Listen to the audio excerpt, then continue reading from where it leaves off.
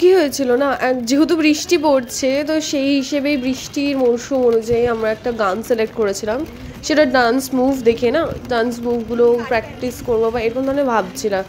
কিন্তু তারপরে না আমরা ডিস্ট্র্যাক্ট হয়ে গিয়ে শুধু বৃষ্টিই অনুভব করছিলাম, আবার কিছুক্ষণ পর এসে আবার ডান্স মুভ করার চেষ্টা করছি। আমরা শুধু ডিস্ট্র্যাক্টই হয়ে যাচ্ছি।